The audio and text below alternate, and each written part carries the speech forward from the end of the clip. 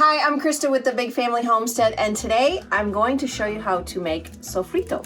Well, what sofrito is, if a lot of you don't know what it is, and I'm going to read the exact definition so I don't mess this up. It is a Caribbean and Latin American sauce of tomatoes, onions, peppers, garlic, and herbs.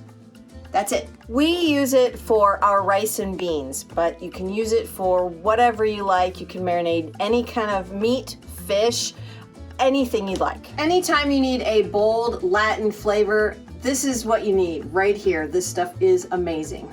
Okay, for the ingredients, it's super basic. First, we're gonna need 4 green peppers, 2 red peppers, 5 large tomatoes, 5 medium onions, 2 heads of garlic, 2 bunches of cilantro, and a bunch of parsley. Okay, now one quick word on the cilantro. I know a lot of people that think that cilantro tastes like soap to them, and it does. There is an alternative. It's called the popolo plant. It tastes almost identical to cilantro. It has that similar flavor, but it doesn't taste like soap. Actually really good. I've had it before. But that's an alternative on the cilantro bit. All right, first things first, let's go ahead and get our veggies cut. Now with all these veggies, there's no need to chop it fine because you're gonna put it in a blender. So a rough chop is great. You're just gonna blend it. Okay, I don't know how you cut your bell peppers, but this is how I do it to save time. You know, getting rid of the seeds is really a pain. So I cut the top off here and then just cut off the sides like so. And then the bottom, and it's done. And then the top pops right out.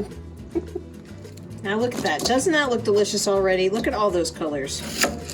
Now, you guys know how much we love our Thrive Life freeze-dried onions, but this is one of the cases where you gotta use a store-bought onion. All right, a quick tip on rinsing your herbs, especially the ones that have these awesome stems on them. A bowl of cold water, and you just kind of swish them around in there, and I usually do, I rinse it twice. Because sometimes there's a lot of sand on them and some dirt and maybe little bugs, and you don't want that in this. Now for the parsley and cilantro, I'll just trim the edges a little bit, make sure it's all clean, there's no wilted leaves in there, and then we'll go ahead and put the whole thing in the blender with some of the tomatoes. I wish smell-o-vision were a real thing. Somebody needs to invent that because the smells that are going on right now are just ridiculous. It's so good. All right, so now we're gonna blend this all up, but as you can see, all of these veggies will not fit into this little Vitamix. So I'm going to take tomatoes and some of the herbs and blend those, and I'll blend it in stages and then mix it all together in a bowl.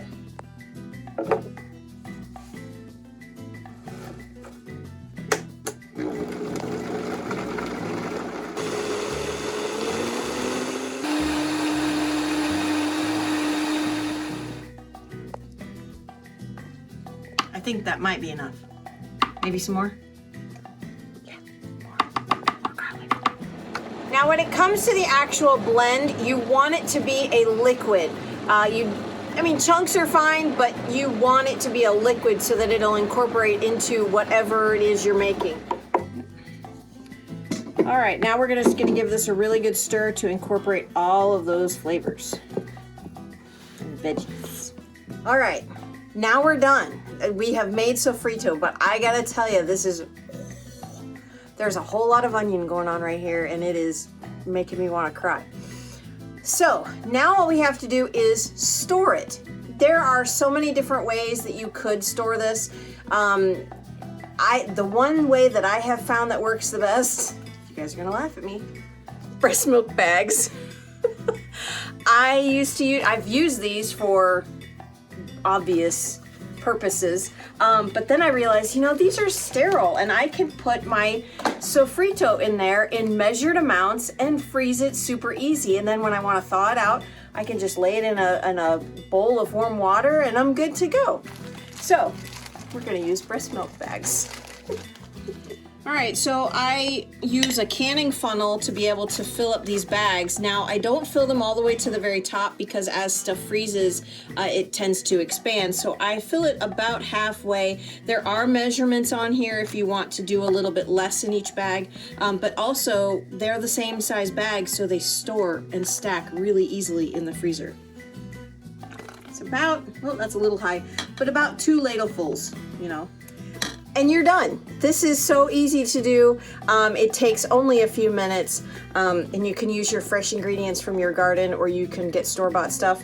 But this is a great, flavorful thing that you can add to your rice and beans. You can marinate chicken, you can marinate pork or steak, whatever you'd like to do. It could even be a starter for salsa. Who knows? But this is delicious.